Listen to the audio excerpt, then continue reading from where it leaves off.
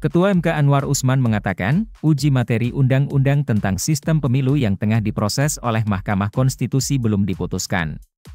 Pernyataan Anwar Usman ini juga menjawab mengenai langkah investigasi yang akan dilakukan MK terkait dugaan kebocoran putusan tersebut.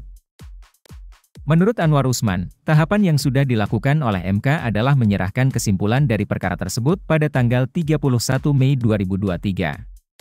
Setelah itu baru ada rapat permusyawaratan hakim untuk tentukan apa putusannya.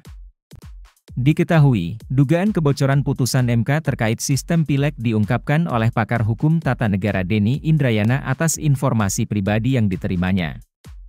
Pagi ini saya mendapatkan informasi penting. MK akan memutuskan pemilu legislatif kembali ke sistem proporsional tertutup, kembali memilih tanda gambar partai saja.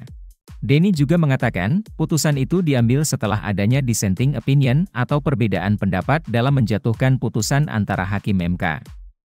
Namun, Denny Indrayana tidak menyebut sumber yang memberinya informasi tersebut. Ia hanya memastikan informasi yang diterimanya kredibel. Ketua Komisi 3 DPR Bambang Wuryanto alias Bambang Pacul mengatakan, informasi tentang putusan MK terkait sistem pileg menjadi proporsional tertutup adalah kabar bohong belaka alias hoaks. Ia pun mengaku sudah mengonfirmasi MK terkait rumor yang diungkap oleh mantan Wakil Menteri Hukum dan Hak Asasi Manusia Denny Indrayana. Di sisi lain, Bambang Pacul juga menyatakan bahwa MK sudah menyampaikan sikapnya menanggapi rumor putusan MK tersebut. Oleh sebab itu, ia meminta semua pihak menghormati dan mengikuti proses yang sedang berjalan di MK mengenai sistem pemilu. Jadi kalau ada isu seperti ini kawan-kawan bersikap lagi. Lah wong sikapnya sudah disampaikan di dalam MK. Kenapa nggak ikuti prosedur itu saja? MK diharapkan memutuskan sistem pileg dengan mempertimbangkan kemungkinan putusan itu mengganggu tahapan pemilu 2024 yang sudah berjalan.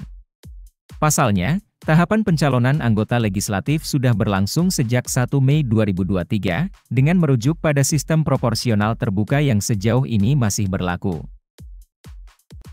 Namun, Palguna mengatakan bahwa kemungkinan putusan sistem pemilu legislatif muncul di tengah pencalegan bukan sepenuhnya salah MK. Menurutnya, MK tak punya opsi lain sebab, terdapat belasan pihak mulai dari perorangan, partai politik hingga LSM yang mengajukan diri sebagai pihak terkait dalam perkara tentang sistem pileg proporsional terbuka. Hal ini menyebabkan sidang pemeriksaan perkara ini berlangsung lama, meskipun pendaftaran uji material sudah dilayangkan tahun lalu. Tetapi, MK juga harus mempertimbangkan kemungkinan putusan mengganggu tahapan pemilu, walaupun itu bukan alasan utama untuk mengatakan konstitusional atau tidak.